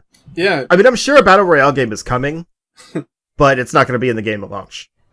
Yeah, I just thought the whole game was going to be that. Yeah. Oh, well. Yeah, that's a weird statement. Anyways, they did actually come out and say that multiplayer will be there at launch, because people were talking shit about, like, there's no multiplayer. And there's going to be split screen. Woo! Because screw you, Halo 5. Yeah. Halo was known for their split screen. Right. But yeah, I thought it looked pretty good. Graphically, I watched it on, like, full screen, and, like, it looks like an early build of the game. Mm-hmm. I thought it looked fine. It's definitely missing some, like, final textures and, like, advanced lighting effects. Yeah, but you also play only Switch games, so Yeah, exactly. True. Get an Xbox, then you can play with the big boys. and then you'd be like, oh my god, graphics. But like I think, yeah, mechanically the game looks strong. Yeah, It very much looked like Halo. Like they're Yeah. kind of playing it safe in that regard. But Halo's great. I thought they were playing like it looked like Halo 1 a little bit. Watching y'all play this and then watching this, like, are they just redoing Halo 1 again? I think that's the kind of what they're going for. Yeah. Like the poster they showed was very evocative of Halo 1. Yeah, it looked like a lot like Halo 1 cover art. Yeah, it looks a lot like Halo. I thought the guns looked way better than they have been in the last few games. Like new gun types and stuff. And they also have their classics like the assault rifle. Yeah, what's that new species? I know it's not new. There was in Halo Wars, but it's like the Banished or something. I think you're right about that. I don't really know. Because a lot of the new weapons are coming from that, which is cool. Yeah, the shotgun looks really good. The pistol looks really good. Mm-hmm. But also it looks like they're expanding upon what made Halo, like the open map concept, but like now it's open world in a sense. But it also Yeah, you really get full range of the Halo that you're playing. It looks like the map will be like segmented out into these different islands that you go across. But yeah, it sounded almost like what my vision for like an open world Metroid game would be.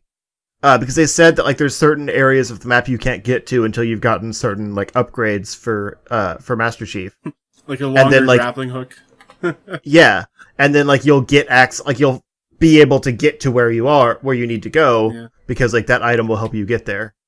So like to me, that's what I would expect from Metroid, like a new Metroid Prime game or something, where like it's a lot more open areas and you know that it's somewhere you can't go yet because you just don't have the weapon to get there. It's not so much like going through corridors and stuff.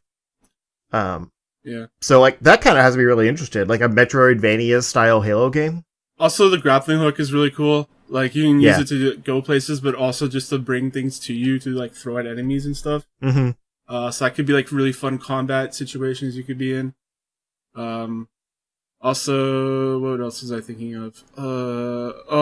Do we know when this is set yet or no? Because I know they said at the beginning, after. But like I honestly don't know when that time is. There was like an early story trailer that like the guy in that ship like rescued Master Chief from space. Oh god! So it's after Halo 5. I remember that. Oh my god! I would assume it comes after Halo 5. I mean, but I don't know the story of Halo 5 to know why he's floating out in space. That's the thing. I went to go back and see what the story beats were for Halo 5, and he meets up with Halsey at the end of 5. He met up with the thing that cures your throat when you're sick? Yes. No, the singer. Halsey. Yeah, Halsey. I don't know who that is. Okay. But yeah, like, and also his suit was like more war torn, and like there was a crack in his visor and stuff. Like, so it's a different suit. It's a different like setup he has. I don't know. It's weird. If people know when it takes place, let me know. Yeah, I think it's a while after. Because they did have like a date set. So I'm interested. I like his new suit. It looks a lot like the classic suit. And like it fixes a lot of the problems I have with... Yeah. What? 117. It fixes a lot of the problems I have with Halo 1, where like the map is fairly open, but you have no idea where to go. Like just giving you a map and like the ability to free roam fixes a lot of that, because you can ping an objective, and it's not a set objective. You decide what the objective is, so already know where you're going when you pick it, and then you just get in your Warthog and drive there. Rather than it being like, hey, you gotta go here, and then it's like, where? What? Do I just drive until that's what I figure it that's out? What it was. It's before games were super handholdy. It's like, just go explore and kill. Yeah. It's like, now it has a little more direction. Right. Which you need when you're having open maps. Yeah, so I'm excited about this Halo. I know a lot of people seem pretty down on it, but it looks like it could be really cool. Yeah. So next up, you have State of Decay 3. I don't know if you guys have anything to say about that or not. It was a cool cinematic, but they really need to show gameplay because the last two are pretty jank. And so, like, it can, like, cinematics can look as pretty as they want it to, but if it doesn't play well, it's not going to be any better than those were. So I have no knowledge of this series at all. But I'm like, is this Last of Us? Are they trying to copy The Last of Us? Because that's all I got. Because I saw a woman in the snow with a bow and arrow and a horrified monster. I'm like, are y'all? Like, I'm obviously not trying to not start a console or anything, but it's evoking a lot of similar things. Yeah. Well, State of Decay 2 basically felt like what they wanted State of Decay 1 to be, because that was very much like a budget title. And so 2 was like, it was a full game, but it still had a lot of that jank and not really that many new features or anything. It was bigger maps and like more to do, but just still more of the same. All right. So like I feel like they should get rid of the whole like open multiplayer element and just make a good like zombie adventure game. But that's what State of Decay is. It's a co-op zombie game that's open world. I mean, you can have the co-op, but I'm talking about like all the like the recruiting villagers. Like that's people. All that you did. Yeah, they need to add something that's more directed. Yeah, exactly. But I don't know if they lose out on the recruiting and like building your base and stuff. I think that takes away from what makes State of Decay special. I'm just saying I don't want it to just be that. Yeah. Okay. I guess I said it poorly. Yeah. So now we talk about also. Okay, fine, Ben. I was like, also interesting. I think it's the only game listed that's you can only play this on the Xbox Series X, and doesn't have crossplay with the previous model. Is it? It just is optimized for. It just is optimized, but I have no idea.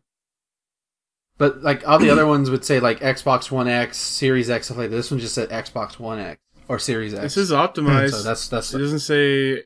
Okay.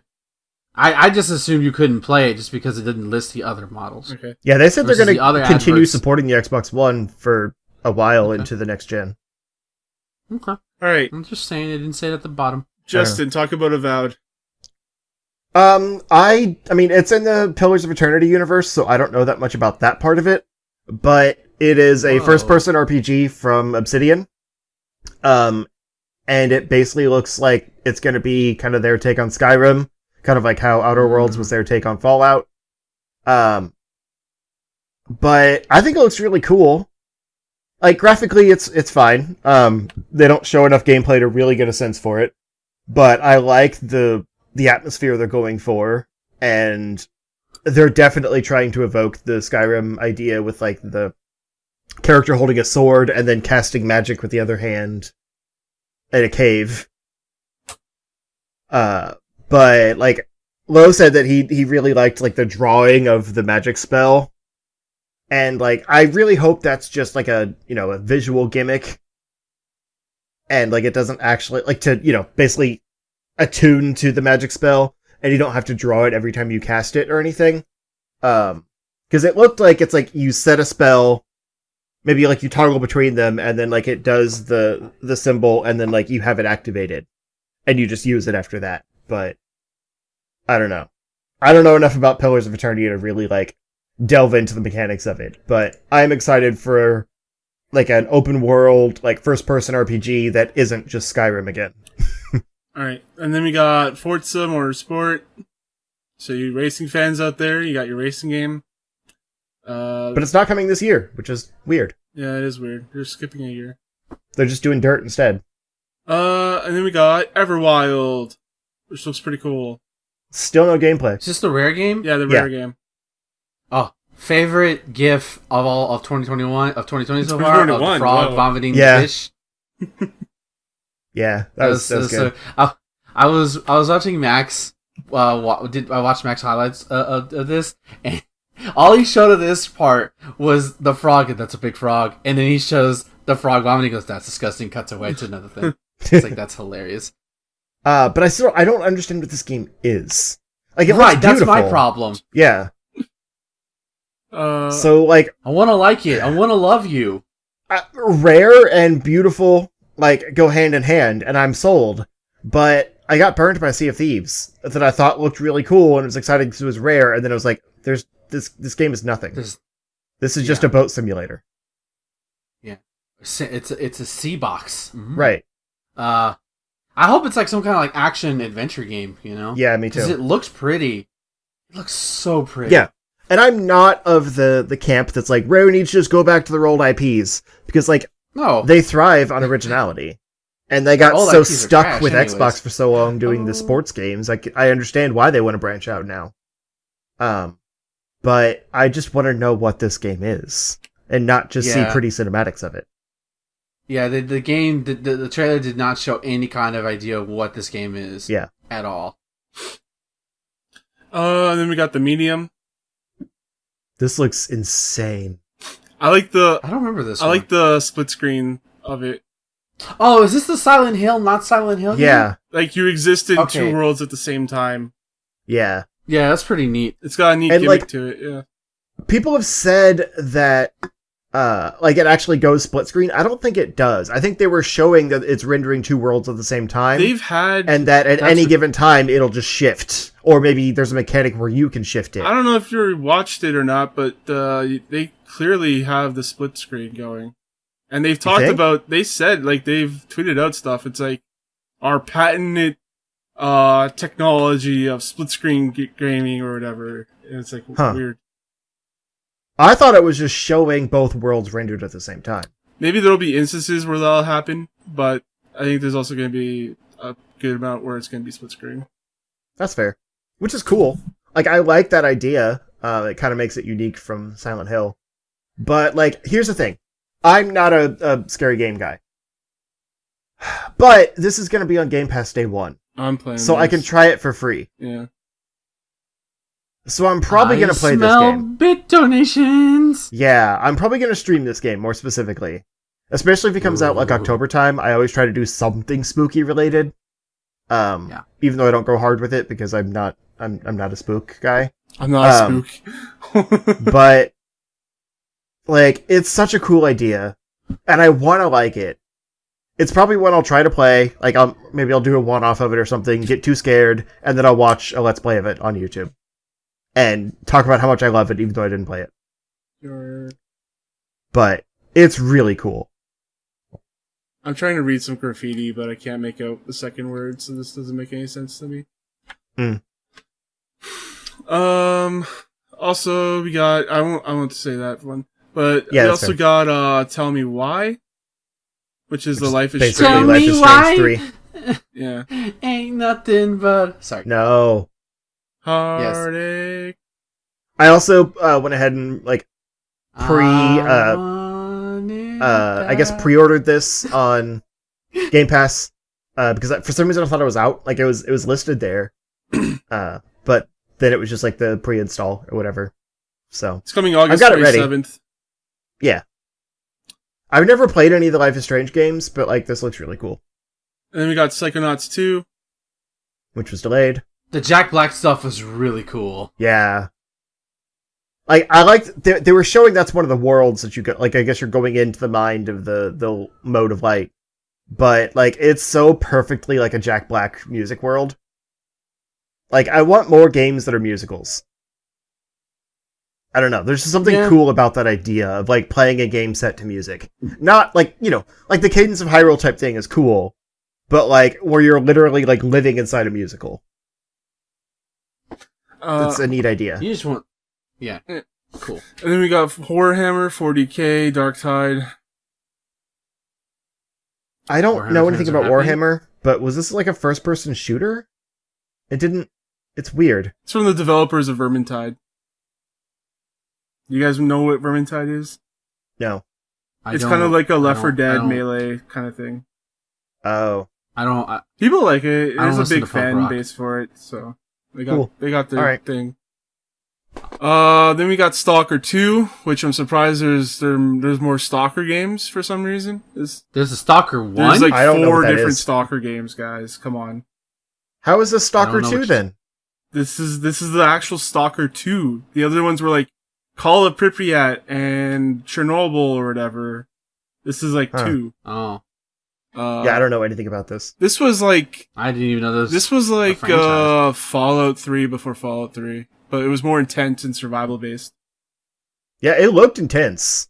Like, this trailer is very intense, and I like the isolation element of it.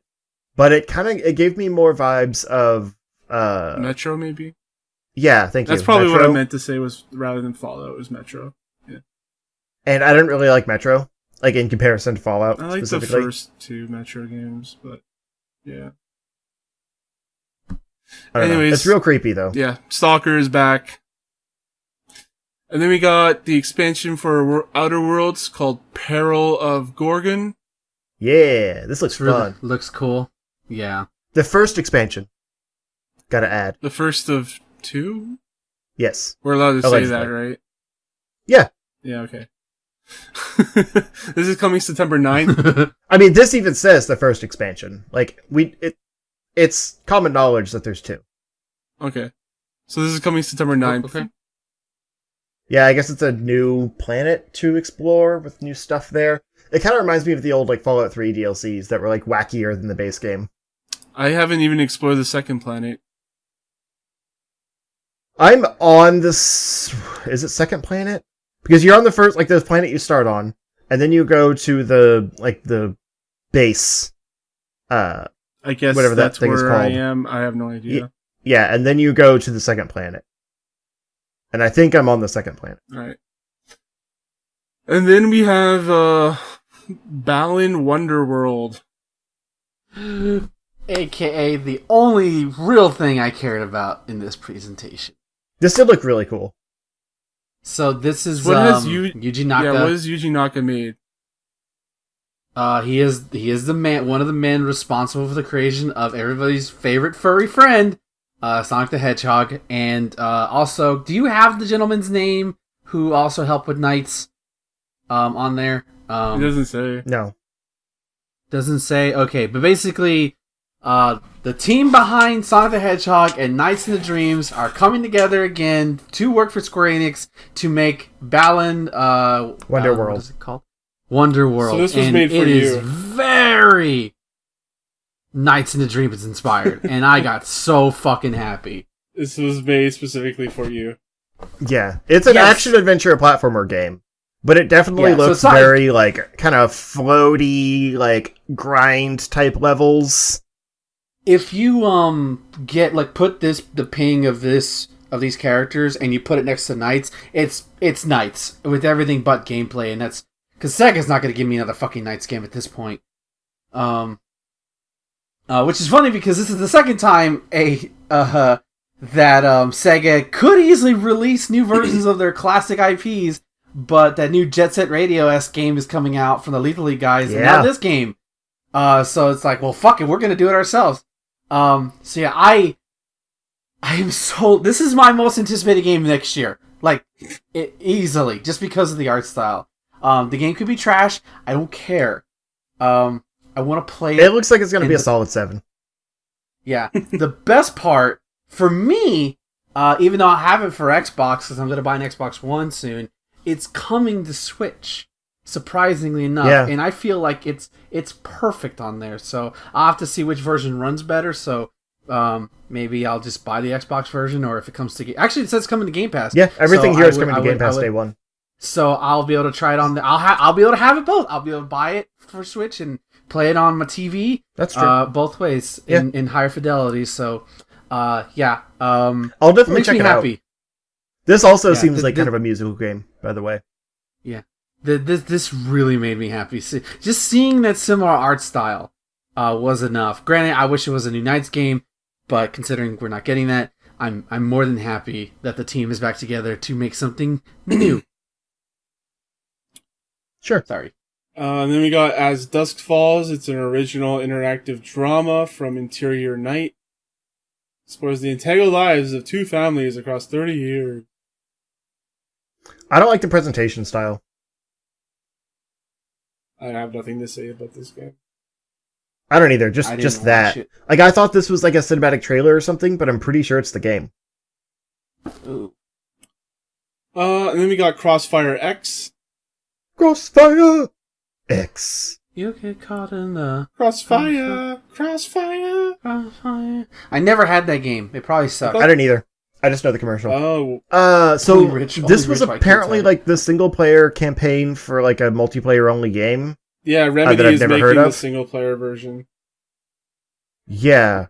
So like graphically it looks great, Yeah. but it also seems like kind of a generic action movie. Yeah, thing it's like in game form. your action movie popcorn flick kind of thing. But it's Remedy. I mean, Yeah. I will say this though, it kind of gave me Fear vibes of just the way the presentation was in the first person aspect of the game. So that's pretty cool. I'm more up on this after seeing it than just hearing the name Crossfire X. I think we made fun of it when we heard about that. it's a very generic title. Yeah. Anyways, I'll be playing the single player and then not playing the multi. So The single player is not coming to Game Pass. There's a stinger at the end that says like Crossfire itself is coming to Game Pass, but the single player is its own mode. I'll just wait for a sale. Yeah. And then we have the Gunk. This looks cool. Yeah. It's like Steam World Luigi's Mansion. I just would. Part of me wishes it was an actual SteamWorld game, but that's fine. Yeah. I mean, they gotta get away Just to from Steam build World their- eventually. They've been... Yeah, but they're building their universe. I know. I mean, this could be in that universe, though. It's just not a Steam World. It could be. You're right. You're absolutely right. Because this character kind of Actually, like, looks you know, cool. the mechanical elements of it kind of seem Yeah. interesting. But yeah, What if this is the blue light from SteamWorld Dig 2? see? This is its origin story. By the way, play SteamWorld Dig 2 for the greatest character, side character of all time, Yes. Blue Little Asshole. So cool. Sassy Blue Little Asshole. I love it. But yeah, like, I love that they're making a 3D adventure game, and it looks super cool and unique. Again, Yeah, pretty it's- generic title, but I want to know what it is. I wish it was like Duh Gunk, like DA, That's worse. not the. No, I think it's cooler. Would have called it. And I like this main character. Like, good for them. She's very unoriginal. Or, sorry, Wow. she's very untraditional. Damn! Unoriginal.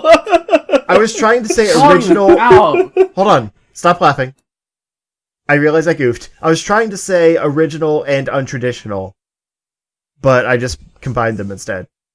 We would like to give you a game code, but one of your co-commentators said that our main character was unoriginal, so we're going to decline giving you any game codes. It's going to be on Game Pass. I don't need their code. Alright. Damn, burning the bridges even more! But also, I'm sorry, I didn't mean that. Alright, and then they said Destiny 2 is coming to Game Pass. It's gonna have all of the expansions that came out already, including Beyond Light. Wow. That's huge. That's pretty. Yeah. That's a big move. We talked about it on the Is it Voices of cross- Vanguard, but if you guys have anything to say, I'll let you guys say it. Is it cross... Hold on, is Destiny 2 crossplay? It's cross save, not Oh, cross okay. play. Oh, yeah. So you can right. bring Yeah, your I was gonna save say, over you and I to could play PC. finally together. Is Xbox and PC crossplay? No. Okay. I think this Damn. is going to PC Game Pass, though. Okay. So my Steam save, like my PC Destiny 2 character should still work. It should. You just need. Yeah. You probably just need to link it to your Xbox account, Yeah. but I have no idea. Yeah, this is big news. Because I'll probably jump back in with Beyond Light. I love cryo stuff. Yeah, and you seem like you're mostly interested in just like the story and stuff. Yeah. Yeah. So. After the story, I kind of The check out. lore. And then we also got Dragon Quest XI S coming to Game Pass. That was a surprise. Later this year, December 4th. Yeah, the first Dragon Quest on an Xbox console. I think I mean, the original was, or 11 was already on there, wasn't it? Or no? Was it? No? I don't think so. I know it was on PS4. I don't think it was on Xbox. Okay. Dude. I don't think it was. Because it was a big deal when it came to Switch. Okay. But yeah, I'm really excited about this. I'm sorry then, but the lack of anti-aliasing really hurts me when I play that game. But I'm excited. You know what? I'm not really I'm excited upset. to play this in all of its beautiful glory, though. Yeah, me too. Beautiful in Switch too. Yeah, like I it's surprising like how much Xbox is crushing it with the RPGs. Yeah, Like especially some exclusives like Avowed. and some of the Japanese stuff like PSO2 and this now. Right. Yeah. Yeah, it's interesting. I'm just really happy that more people can play like the best version of Dragon Quest. And then, by the way, Dragon Quest 11 is not is not just coming to Xbox One. It's also coming to PS4 as well and PC regular without Game Pass. So Steam. Yeah, I'm glad because this is the best version of the game, and it's the version that made me fall in love with the series. So I'm not super surprised that this was like a timed exclusive on Switch, but it's still surprising it's coming to Xbox. Yeah, that's huge. Yeah. There were do you want to a talk few about of these indies. Yeah, do you want to talk about these indies or no? Echo Generation, I didn't understand at all. It looked like a Stranger Things game in voxel form, but then it ended up being its own thing, and I was like, why? This should just be a Stranger Things game. It even has the music. So that I didn't really get that. Hello Neighbor 2, like I never played the original, but it's trash. Trailer was creepy. First one's trash. I'm sure it is. And this one probably is too, but like, why did they lean into the horror? I did not expect that to be Hello Neighbor 2. I mean, that's what the first one was, wasn't it? Like First one was trying to be horror. It's not. Was it? I thought it was just like a Dennis the Menace type thing where you're like sneaking into your neighbor's house. No, it's like kind of horror. It's stupid, he's like a Satanist or something. I don't know. Oh. Okay. I have no idea. I've never played it. I watched people try to play it. Yeah. It's a bad video game. It's not a good video game. Fair enough. And then there was this Exo Mecha thing that I already forgot what it was. Mech shooter? Looks kind of cool. I don't remember this at all, but why aren't you in the mechs? You're just a guy watching mechs fight. That's not fun. I want to be the mech. Great. So let's talk about the big reveal at the end of the showcase. Yeah. Fable exists and it's being made by Playground Games. Surprising no one, because that was the rumor. Like leaked a while ago, yeah. But it is surprising that it's just like a straight up reboot. Like they're just doing Fable again. It's just called Fable. Yeah. I mean, the trailer's nothing. It's a cinematic reveal trailer. Yeah. But it's got the quirky humor that Fable is known for. A frog eating a fairy. Yeah. What humor? The frog eating a fairy. Come on. It's funny. Sure. I mean, it's like, it's evoking that idea they always have with like the, the magical and mythical isn't that special. Like, there's still just, everyday predators out there that don't care that you're some magical creature. Like, they're focused on chickens, for example. Yeah. This was just here to tell you that, hey, Fable exists. And that's all. And it got its message across. Mm-hmm. So, cool. But again, that's another exclusive RPG coming to Xbox. Yep. Yeah. Sorry, Xbox fans. Yeah, you never played any of the Fable games, so you don't know what it's really like. I guess, but visually I know it looks like ass. It doesn't look great. I had Fable 3 still, I think, from Xbox 360, like on the, the backwards compatibility or whatever. I tried to boot it up, and I was like, this is gross. It just looks too bland. Looks too generic, doesn't have any flair. It's too British. Nothing. Yeah. I really liked Fable 2, but like, I don't remember how it looks. I just remember enjoying playing it back in the day. Yeah, same. Xenoblade is British as fuck, and I love that game. Alright. I really love 2. Huh. Yeah. So I guess. 3 didn't stack up. Anyways, that's it for Xbox Showcase. And now let's move into the fighting game showcase with Ben. So yeah, there's some these were given to me by a top FGC influencer. I will not reveal their name, because I don't want my bridges broken, unlike a certain other person in this. You don't break the bridges, you burn them, stupid. Same thing. So, KOF, King of Fighters 15, we heard about it last year. We kind of haven't heard anything, but there's been, this is a leak, so I'm going to say this out. This is 100% 100% valid on there. I'm staking my personal stake in this website for it. Putting your reputation on the line. Here are the details. Here are the details that we know officially for KOF 15. No idea when they're going to release them, but this is what we know, so technically it's going to be out there. First off, it'll be 3v3 based. What? Okay. It's never been 3v3 before. Second, it will have an online mode. Okay? What? Then, it's going to have characters from SNK franchises like Fatal Fury, Ikari Warriors, and Art of Fighting. Art of Fighting? That old-ass SNES game that no one's ever played? Yeah.